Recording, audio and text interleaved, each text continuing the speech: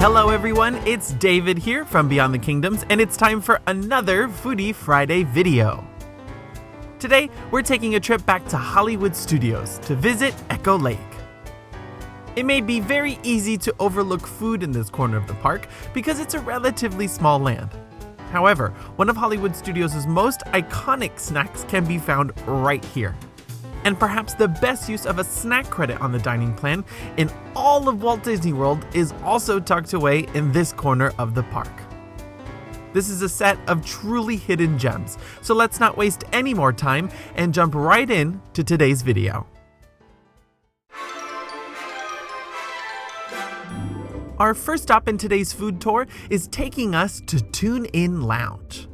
This bar can be found in the waiting area for 50's Primetime Cafe, and it's an excellent spot to grab a bite or a drink if you couldn't score a reservation at the popular table service restaurant. TuneIn Lounge offers the same exact menu as 50's Primetime, and it's the perfect way to sample some of Hollywood Studios' most iconic treats, like the infamous peanut butter and jelly milkshake. Yes, Sci-Fi offers a wider range of milkshake flavors than 50's Primetime, which only offers 4. There's chocolate, vanilla, and strawberry, of course, but why not try this crazy sandwich concoction? I must admit, I tried this for my very first time just earlier this month, despite it being around forever. When you look at the shake itself, it just has a bland off-white color to it. Doesn't look very exciting. But when you taste it, it does indeed taste exactly like the traditional lunch sandwich in milkshake form. I know it sounds crazy, but I think of it as a normal peanut butter milkshake with a subtle hint of a jelly flavor at the end. It's thick, rich, and absolutely delicious. Worth all the hype. Now, technically, even though I enjoyed this at the lounge, this is off of the 50's Primetime menu, so it doesn't count as a snack credit on the dining plan. However, if you are having a full meal here, this interesting little beverage will count as a non-alcoholic drink that comes with your meal credit for the restaurant, and a great use of the plan. Otherwise, the peanut butter and jelly milkshake will set you back $9.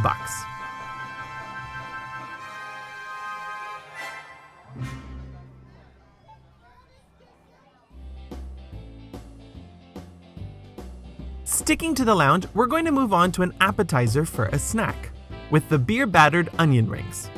I dedicate this one to my husband, who has always been a fan of onion rings over French fries. Again, I know this sounds pretty bland and boring, but this could be the best onion rings in all of Disney World. It's that rich beer batter that gives it great flavor, and it's really crisp and doesn't fall apart when you take a bite. You'll be served a nice arrangement of thick, good slices of onion rings in a little cute basket, and horseradish sauce on the side for a delicious, spicy little kick. Again, this one doesn't count as a snack credit, and it's priced at $10. Finally, we have yet another fried appetizer, perfectly acceptable to enjoy while on vacation, the fried herb and garlic cheese. This begins with a simple, patty-shaped piece of Boursin herb and garlic cheese. It's then perfectly fried in breadcrumbs and a mixture of oregano and other herbs in the batter. Boursin is a brand of cheese that comes from the Normandy region of France. It is thick and creamy with a subtle crumble to it, and it tastes somewhere in between cream cheese and goat cheese. It's very rich, and this fried version is served with a side of apple slices, grapes, and a raspberry sauce that freshens up the strong cheese flavor. The fried cheese appetizer is again, like the onion rings, priced at $10. One final note on TuneIn Lounge.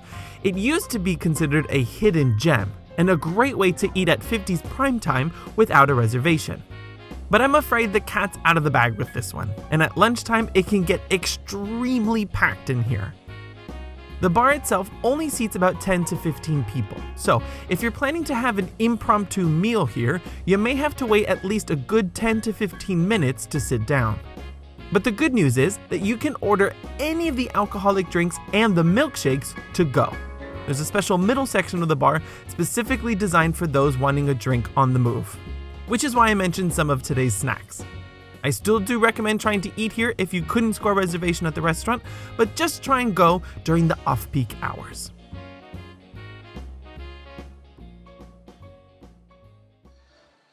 Alright, for our next treat, we're leaving this little vintage corner of Echo Lake and heading on over to Backlot Express, which is located just next to Star Tours.